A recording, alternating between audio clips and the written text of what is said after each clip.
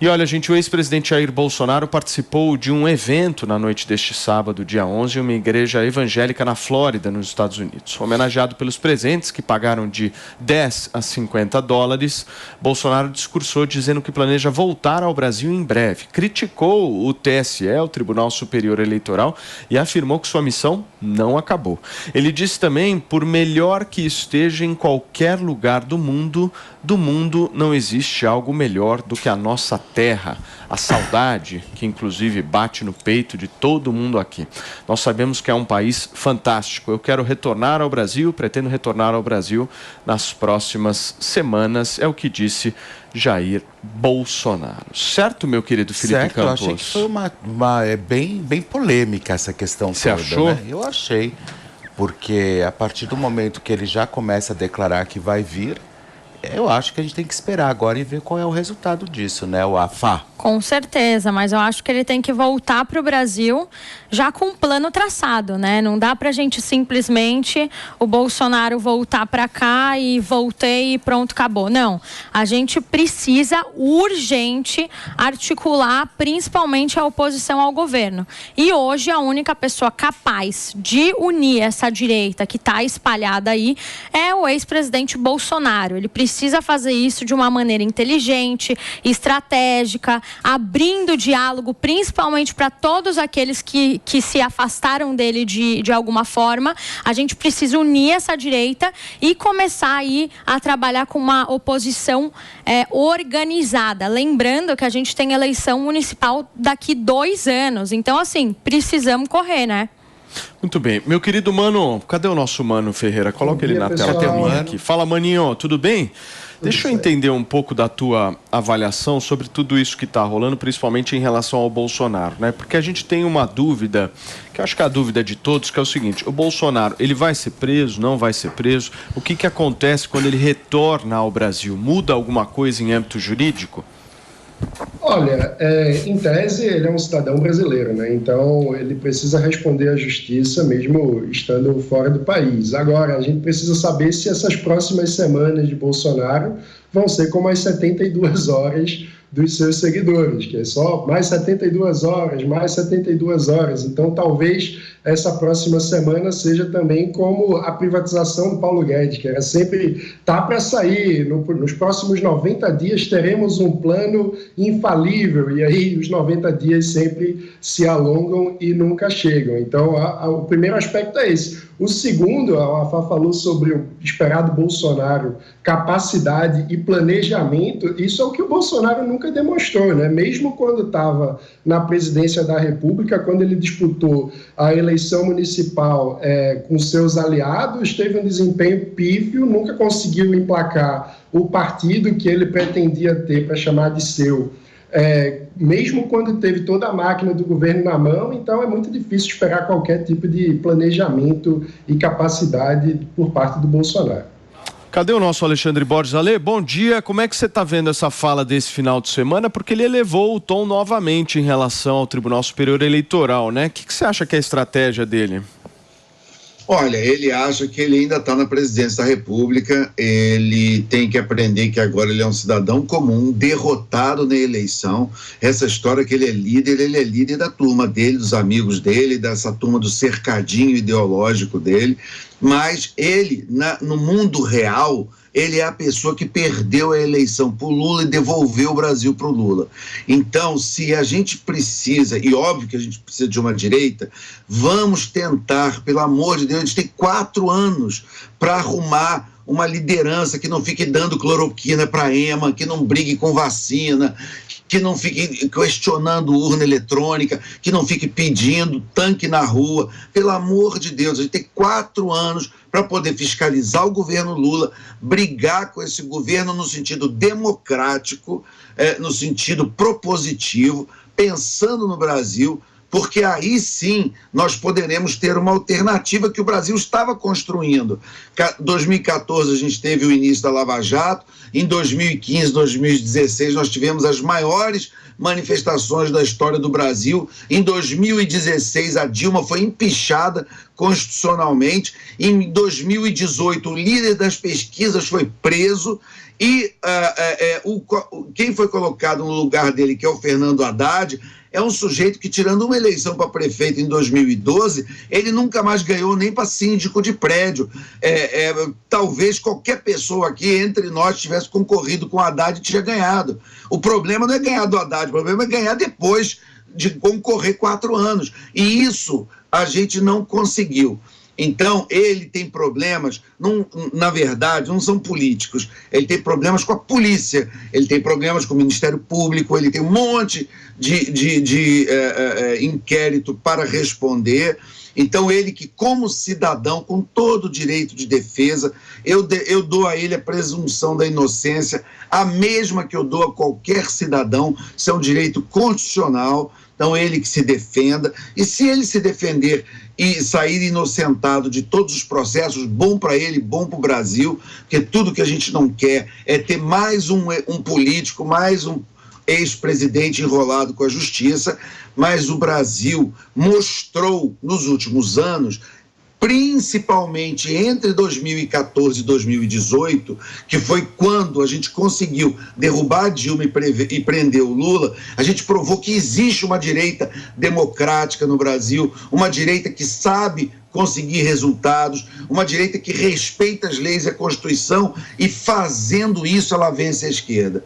Então, ele tem o direito de falar o que ele quiser, mas nós temos 4 anos aí pela frente para poder construir lideranças alternativas para representar essa grande massa de pessoas que querem um país livre, uma economia de mercado, querem ordem, querem respeito às famílias, querem uma educação de qualidade. Se a gente conseguir líderes que representem isso, melhor para o Brasil. Eu não estou nem querendo impedir o Bolsonaro de concorrer. Ele, se quiser, que concorra, da mesma maneira que o Eduardo, filho dele, concorreu e teve menos votos que a Carla Zambelli. Mas ele tentou. Tudo bem, tentar, todo mundo tem direito de tentar. Conseguir já é outra história. Muito bem. Minha querida Wafá, você me pediu? Por favor. Sim, eu acho esse discurso do Ale e do Mano lindo, né? Que pena que não é a realidade do Brasil hoje. O que a gente tem hoje ainda é um cenário polarizado entre Lula e Bolsonaro. Não adianta a gente querer falar, ele perdeu, ele foi um derrotado, e não saber como trabalhar com ele. Eu queria muito que vocês, esse grupo desses liberais aí que querem se afastar disso, entendessem que a gente precisa trabalhar junto para que a gente ganhe relevância. Hoje a esquerda não dialoga com nenhum liberal. A partir do momento que você fala em economia, eles já te colocam em uma caixa como fascista, genocida e por aí vai. Então, assim, eu queria muito que o Ale e o Mano entendessem que o Bolsonaro não é simplesmente uma figura descartada. A gente ainda precisa utilizar de algumas coisas dele para poder unir a direita. Não adianta ficar com esse discurso ideal. E outra coisa que eu queria falar aqui, Ale, a gente não pode simplesmente jogar que o Eduardo Bolsonaro teve mais votos que a Carla Zambelli, porque ele perdeu a popularidade. Né? Ele teve menos porque ele focou na campanha do pai e distribuiu os votos dele aqui no estado. Então, é importante que a gente analise isso também. Muito bem, a Ale me pediu, vamos lá, a Ale em seguida, Mano. Claro que o Eduardo pode dar a desculpa que ele quiser, o problema não é esse.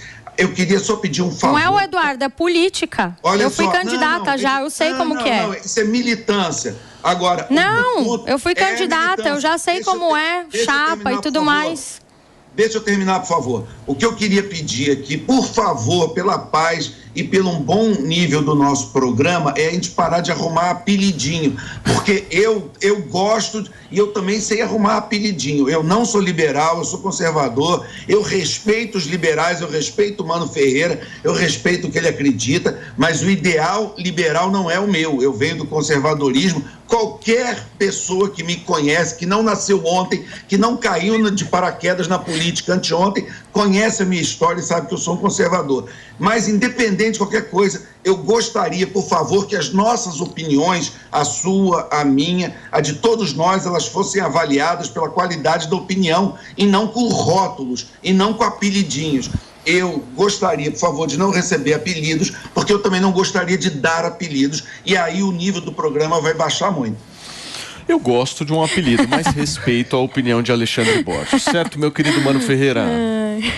Um ponto importante que a gente precisa colocar é que o Bolsonaro não lidera nem o próprio partido, né? O partido dele é o partido do Valdemar Costa Neto, mensaleiro, condenado, sócio do Lula no esquema de compra de apoio parlamentar. Então, o status atual hoje é que o Bolsonaro é um candidato derrotado. É o primeiro presidente da República a ser candidato à reeleição e conseguir a façanha de, com todo o uso da máquina pública a seu favor, perder a eleição e colocar de volta na presidência da República o Lula, personagem que, quando ele assume a presidência, estava no presídio. Então, esses são os fatos. O Bolsonaro não foi capaz de liderar o seu campo, nem tendo a máquina na mão. Vale dizer, lembrar o quantos aliados do bolsonarismo levaram um chute na bunda assim que o Bolsonaro assume a presidência. Então, vim falar em união, em alguma coisa desse tipo, das forças antipetistas, com o Bolsonaro como líder, Bolsonaro que nunca conseguiu... o Gustavo Bebiano, o que é que o Bolsonaro fez com ele? Então, vim falar que o Bolsonaro é a pessoa que tem capacidade de unir esse campo, quando ele não conseguiu montar o próprio partido, não conseguiu manter nem a base dele mesmo em torno dele, isso é um devaneio. E, para além disso, vale dizer... há uma falsificação histórica sobre o papel dos liberais na democracia brasileira. O fato é que, desde a redemocratização, houve liberais em todos os governos que se instalaram. Tivemos liberais no governo Collor, como Marcílio Marques Moreira, Celso Laffer, tivemos liberais no governo Itamar, que construíram o Plano Real, se mantiveram ao longo do governo Fernando Henrique, tivemos liberais no governo Lula, como Marcos Lisboa, Ricardo Paz de Barros, Bernardo Api, que está agora novamente no governo, até no governo Dilma tivemos Joaquim Levy como ministro liberal, apesar da gente saber a Dilma não ter dado tanto respaldo às ideias dele, na verdade nenhum respaldo a implementação das ideias dele. Então, essa ideia de que a tábua de salvação dos liberais é o Bolsonaro é uma falsificação histórica, não resiste ao mínimo conhecimento da trajetória do liberalismo na redemocratização do Brasil. Você está meio nervosa hoje, Wafazinho. Não tô, é que eu estou impressionada. Fala. Perdão. Não, é que eu estou impressionada, que agora eu entendi, faz muito sentido por que ano passado o Livre soltou uma nota declarando apoio ao Lula, né? Porque ano fez um desserviço aqui agora de mencionar todos os liberais, inclusive em governo Lula e Dilma, e esqueceu de falar sobre o governo passado. Então agora eu entendi que o posicionamento do Livres, ele se assemelha muito mais a governos Lula e Dilma do que a governos Michel Temer e Bolsonaro. E eu fico extremamente triste com isso, né? Porque a gente não pode desvalorizar por completo o trabalho do governo passado. A gente sabe que eles entregaram o Brasil com uma taxa de juros baixa, com menos desemprego, com uma deflação. Então não dá para simplesmente eu desconsiderar tudo o que ele fez porque eu não curto a pessoa Bolsonaro. Vamos lá. Papo difícil, hein? É de serviço. O que é Livres, hein? Um monte de gente está aí nos assistindo, não faz a menor ideia do que você é um faz, movimento liberal, entre aspas. aspas. Esses liberais, eu vou te falar, Entre eles falam aspas. com uma patota maravilhosa, aquela coisa incrível e tal. Porque o Livres, porque não sei o que, ninguém nem sabe direito o que é. É óbvio, porque eles não têm relevância. Eles usam cabelo azul, votam com o PSOL, votam com o PSOL na Câmara. Calma, Wafazinha, você já falou, você tá muito saidinha pro meu gosto. Por favor, mano. A gente faz um trabalho sério, baseado em formação de lideranças, em apoio a uma agenda de políticas públicas. O Livres não tem posição em eleição presidencial. Então, esse tipo de informação saiu em várias matérias, mano. Isso eu tenho aqui, vou te mandar. Mentira, Wafa. E aí, vou mandar aqui, a UOL publicou. É petista, não? É petista, eles votam junto com a bancada do PT.